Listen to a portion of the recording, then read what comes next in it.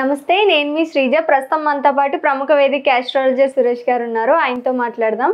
పునర్వసు నక్షత్రం వారికి ఏ విధంగా ఉండబోతుంది అడిగి తెలుసుకుందాం. నమస్తే సురేష్ గారు. నమస్తే శ్రీజ. అక్టోబర్ మాసం 2024 మనం చూసుకున్నట్లయితే పునర్వసు నక్షత్రం వారికి ఏ విధంగా ఉండబోతుంది, వాళ్ళు ఏ జాగ్రత్తలు పాటించాలంటారు? సో మీరు అడిగినట్లు అక్టోబర్ మాసం కనుక చూసుకుంటే ఈ మాసం చాలా విశిష్టత కూడుకున్న మంత్. అన్ని మాసాలతో కలిపి కంపేర్ చేస్తే ఆధ్యాత్మికంగా, స్పిరిచువల్గా, తర్వాత ఉత్సాహభరితంగా ఉండే మంత్. ఎందుకంటే ఈ మంత్ బిగిన్ అవ్వటంతో మనకి మాస శివరాత్రితో బిగిన్ అవుతుంది. అక్కడ నుంచి మహాలయాలు, తర్వాత పితృపక్షానికి సంబంధించిన మహాలయ అమావాస్య, తర్వాత అక్కడ మనకి గ్రహణం కూడా అదే రోజు ఉంది. తర్వాత మనకి 9 రోజులు దసరా మహోత్సవం జరుగుతుంది. దసరా పండుగ అయిపోతుంది, విజయదశమి. లాస్ట్ ఈ మంత్ ఎండ్ దీపావళి పండుగతో ఎండ్ అవుతుంది. దానికి ముందు ధనత్రయోదశి, తర్వాత దానికి ముందు నరక చతుర్దశి, మధ్యలో అట్ల తర్వాత ఎన్నో పండుగలు, తర్వాత విశేషాలతో ఒక ముహూర్తాలు కూడా మంచి మంచి ముహూర్తాలు ఈ మంత్లో ఉన్నాయని చెప్పుకోవాలన్నమాట.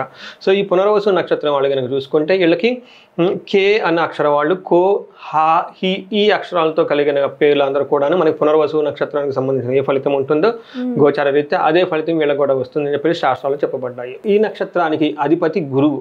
తర్వాత వీళ్ళకి ఆదిదేవత చెప్పి అతిథి దేవి అనమాట. మనందరికి సంబంధించిన తల్లి మన ఫస్ట్ తల్లి అతిథి దేవి అనమాట. ముఖ్యమైన గ్రహాలు మనం వీళ్ళతో చూసుకుంటే ఏమిటి ముఖ్యమైన గ్రహాలు అంటే గురువు, శని, రాహు, కేతువులు. ఇవి చాలా పెద్ద గ్రహాలు, వీటి యొక్క ఇంపాక్ట్ చాలా ఎక్కువగా ఉంటుంది. కాబట్టి ఈ గ్రహాలు కనుక మనం చూసుకుంటే వీళ్ళకి 75% దాకా వీళ్ళకి చాలా అనుకూలంగా ఉండి ఒక బెస్ట్ టైంని వీళ్ళు ఎంజాయ్ చేయబోతున్నారని చెప్పుకోవాలన్నమాట. ఏ విషయంలో బాగుంది అంటే first multi source of income వస్తుంది వీళ్ళకి. ఒకటి ధనలాభం ఉంది. సో ధనం ఒకటైనా కాదు, అష్టైశ్వర్యం అంటారు చూడండి, భోగభాగ్యం అంటారు చూడండి, మొత్తం వచ్చేస్తే వీళ్ళకి అది కూడా గురువు వల్ల వీళ్ళకి వస్తుంది. పెద్దవాళ్ళని కలవటం వల్ల, హంబుల్గా ఉండటం వల్ల, వాళ్ళు డైరెక్షన్లో వెళ్ళగలిగితే వాళ్ళ ద్వారా సంపాదన వచ్చే అవకాశం ఎక్కువగా ఉంది. ధన ప్రాప్తి ఉంది, అప్పటిదాకా ఆగిపోయిన మనీ అంతా వచ్చేస్తుంది. తర్వాత కంటిన్యూస్ ఫ్లో వచ్చేస్తుంది. ఫైనాన్స్ రిలేటెడ్ ఏ పని చేస్తున్నా అందులో 2 లాభం వస్తుంది, ఆగిపోయిన డబ్బు అంతా వస్తుంది. వీటితో పాటు వీళ్ళకి అష్టైశ్వర్యం కూడా వచ్చేస్తుంది.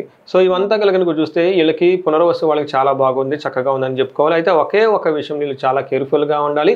హెల్త్ విషయంలో కొంచెం కాంప్లికేటెడ్ అయ్యే అవకాశం ఎక్కువగా ఉంది. మంచి ప్రాపర్ లైఫ్ స్టైల్ మెయింటైన్ చేస్తే దాన్ని కూడా వీళ్ళు కంట్రోల్లో చేసుకోవచ్చు. ఫాస్ట్గా మూవే గ్రహాలు చాలా ఉన్నాయి. అవి వచ్చేటప్పటికి సూర్యుడు, తర్వాత శుక్రుడు, బుధుడు, కుజుడు, ఈ 4 గ్రహాలు సమూహంతో కలిపి వీళ్ళని గురించి చూసుకుంటే వీళ్ళకి 50-50గా ఉంది అని చెప్పుకోవాలన్నమాట. ఎలా ఉందంటే వీళ్ళకి కొంచెం భయం కలిపే వాతావరణం వీళ్ళ చుట్టూ ఉండే అవకాశం ఎక్కువగా ఉంది. దేనికి భయపడాల్సిన అవసరం లేదు.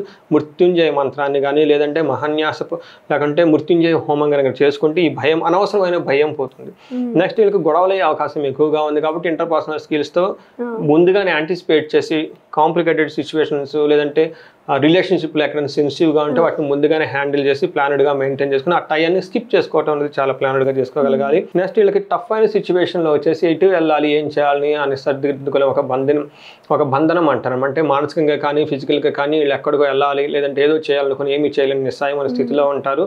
వీళ్ళకి చెప్పినట్లు ఆయుష్య మృత్యుంజయ కనుక హోమం కానీ జపం కానీ చేసుకోగలిగితే గురువుల యొక్క కృపాకటాక్ష ద్వారా వీళ్ళకి ఎక్స్పర్ట్స్ని కలవటం వల్ల, గొప్ప వాళ్ళని కలవటం, వాళ్ళ మెంటర్స్ని కలవటం వాళ్ళు చాలా క్లారిటీగా డైరెక్షన్ ఇచ్చేస్తే ఆ డైరెక్షన్లో వెళ్తే చక్కగా వాళ్ళకి రిజల్ట్ వస్తుంది, టైం సేవ్ అవుతుంది. ఫైనల్గా ఈ మంత్ అంతా వీళ్ళకి కొంచెం అటు ఇటు కష్టపడినా ఒక విజయం వీళ్ళకి వరించేసి అనుకున్న పనులు సాధించుకోగలుగుతారు. ఈ ప్రకారంగా పునర్వసు వాళ్ళకి మనం ఉందని చెప్పుకోవచ్చు అనమాట. పునర్వసు నక్షత్రం వాళ్ళకి నైన తార అంటారు. నైదన తార అంటే అబ్స్టాకిల్స్ కలిగిస్తుంది. ఆ నక్షత్రం కనుక చూసుకుంటే హస్త నక్షత్రంలో ఈసారి వాళ్ళకి ఈ జన్మ పునర్వసులోనే వీళ్ళకి కుజుడు ఉన్నాడు. జన్మ నక్షత్రంలో కుజుడు ఉండటం వల్ల కొంచెం సెన్సిటివ్గా హెల్త్ విషయంలో కాంప్లికేటెడ్ అవసరం ఉంది. ప్లస్ గ్రహణం జరగబోయే నక్షత్రం హస్త నక్షత్రం కాబట్టి ఈ 2 మృత్యు నక్షత్రాలు అవుతుంది. అందుకని వీళ్ళకి ఆయుష్, వీళ్ళు అమృత మహామృత్యుంజయ పాశుపత హోమాన్ని కనుక చేసుకుంటే చాలా మంచిది. వీళ్ళకి ఈ హెల్త్ కాంప్లికేషన్స్, అన్ఎక్స్పెక్టెడ్ ప్రాబ్లమ్స్ రాకుండా శివుని యొక్క దైవం వీళ్ళకి రక్షించబడతారు.